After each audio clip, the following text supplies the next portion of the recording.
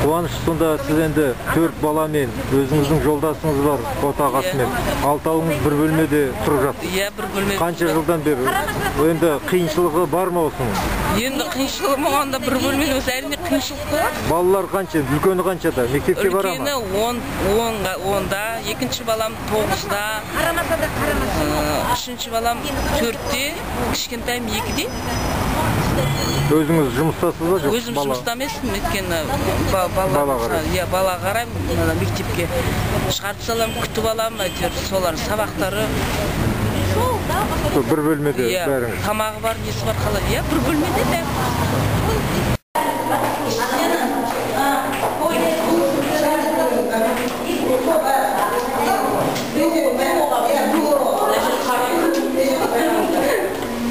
Мысалы, осы күнде көріп жатыр, капиталистер басқан соң общий, мына мойка, жыл бойы істемейді. Міне кухня. Полдары, мына шіріп, мына тесіліп, бәрі астында қажеттер тұр. Мына жеріне бет жауап бересіз, істемейді. Может, келгенде істемейді, әлі істемейді. Туалетті түсіндір қазір, туалетті өші шыққандай.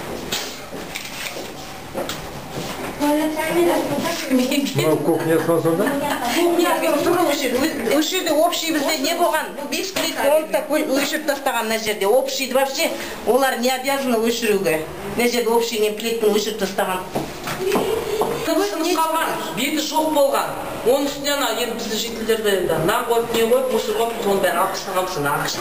Босқа тұрды. Все равно он не рабочий. Бәрібір не рабочий ғой, іске ашпаған. Шлангілер нелер жоқ қой еш нәрсесі. Істемейді. Иә.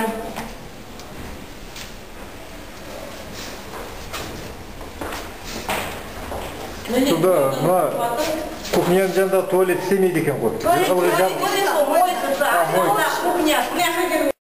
Бер жағында ана кісілер жабып тұрған. Алты бөлме. Ана трубалар бәрі шығып әшейін. Жан-жақтан су ағып түскен олардың арасынан бәрі. Осы мойкамен қанша отбасы пайдаланады? 6 семья, 6 бөлме. 6 бөлме 4 адамнан ол 6 тұрады. 7-8 адам неғылып очередте тұрғанда өзіңіз білесіз қандай жағдай. Туалет біләқ көресіз қанша екен. Жаңа кіріп келген жерімізде 8 емізде одан да көп да. Қазір үйге шықсақ барғанда көресіз ғой. 10 пәтерге бір... Жоқ, 22 пәтерге негізі. Мына просто жартысы жабылып тұр. Бір ташып сөңгіз ма, ар жағы жауып алған. Поэтому сейчас здесь сколько комнат? 12 комнат, да?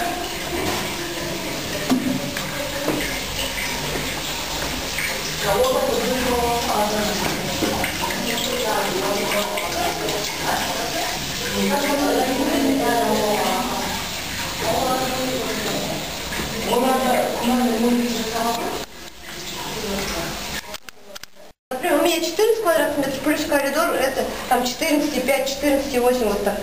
Бөлімдерді әлсіздер бар. Общий деп. Жилая такая-то, полезная такая-то. Общая площадь такая-то, полезная такая-то, да. Например. Неде қанша пәтер? Жүрді, міне 5 семья тұрады. 5 семья тұрады. Аяқ сүйген. Мына су кетіп жатыр мына жақта. Әлі қайтып қоқ қоған.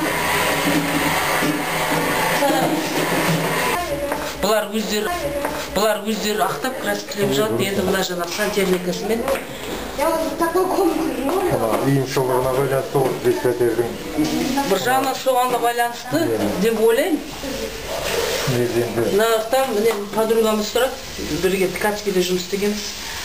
10 жылдан асып 3 баласы бар. Пәтер жоқ ау деймін үйінде. 3 баласы бар.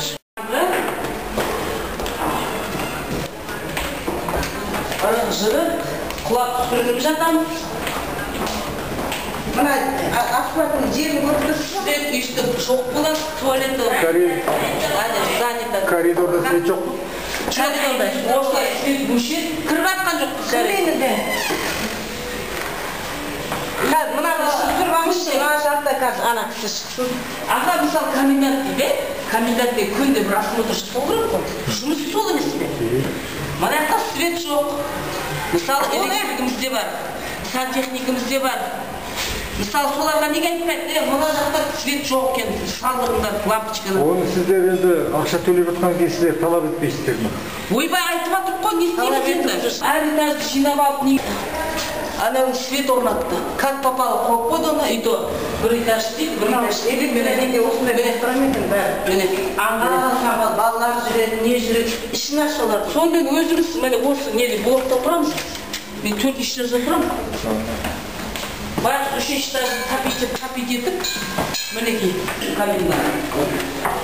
Туалет менен су ағып жатыр деп айтып. Ішінде су деп ағып жатыр. Шыға берме. Шығыңдар, Құдай біз ешкім жоқ. Су ағып жатыр деп уже миллион раз айтып, міне светтің тұрпаты анау. Лампочкалар. Лампочка выделять етеміз дейді, өзіміз қоямыз. Сатып алып, өз ақшамызға.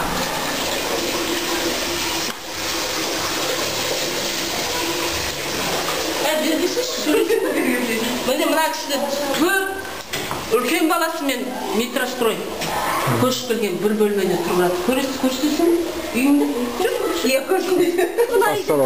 Төрт бала жаға мен жатамын. Төрт жаңағы. Көрдіңіз ғой, ұлы, үлкен қызы, тағы бір үлкен ұлы бар. Үлкен тағы. Жұмыс істейді, жаңа кіші қыз шығып кетті, мен екі балам, екі кішкентай балам. Жерге, анау үлкен баламның атынан жерге жазғам арыз. В общем, төбелей жауап жоқ. Сұлат екен ғой. Екі не ғана? Мынау ғой міне. Басылам. Мына жер көгеріп жатыр міне. Шықпай тұратын бұлар. Мына жердің бәрі көгеріп жатыр. Бұның ішінде еді түспейтін адам жоқ. Мынандай удлинительмен отыр. Бала жүрмей ме? Сүрініп құламай ма? Сөйтіп өрт жүріп. Әркім удлинительмен әкеп қолданады. Кім кухняда тамақ істейді? Ана кішкене думканың ішіне енді тамақ істейді. Газ жоқ. Газ жоқ, плитка, газды болмайды. Кезінде электроплитка болған. Мына общий электроплитка болған, 4 камфорный. Онысы уже ескіріп, атам заманнан қалған ғой. Тұрпат анау. Ана күні қырып жүріп жасаттық, бала істейді. Қазір біз жақты көрсетсе, мәртта Марал деген келіншекші. Тұрпат болғанда бұны үшілер қырып атырған.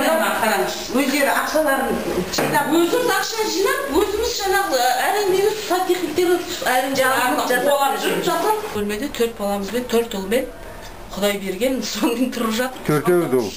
Төртеуі де ол. Не деймін енді? Үлкен жаңағы 10 жаста. Онда мына екінші балам таңертең оқиды, кішкене демалып жатыр. Тапсырғам документтерді. Қай жыл? Многодетный деп. Мына өзіміздің. Қашан? Өзімізге так былтыр. Әр жыл сайын барам, соны очередінің номерін жазып береді. Ендігі жылы көктемде жаңа апрель-май ғой, сондай уақытта барады екен. Ал әлгі Тіркеліп тұрады екен жаңа. енді әрбір Қазақстан азаматына әлгі 10 соты жерден беріп жатыр дейді қалады. Содан Міне барды ғой, мына кісі сұрады ғой. Менің комнатымда осындай. неден жауап? Жер жоқ депті. Менің қайынбикелерім барып тапсырыпты. Басқа қаладан береміз депті. Басқа қаладан. Алматыда жоқ депті.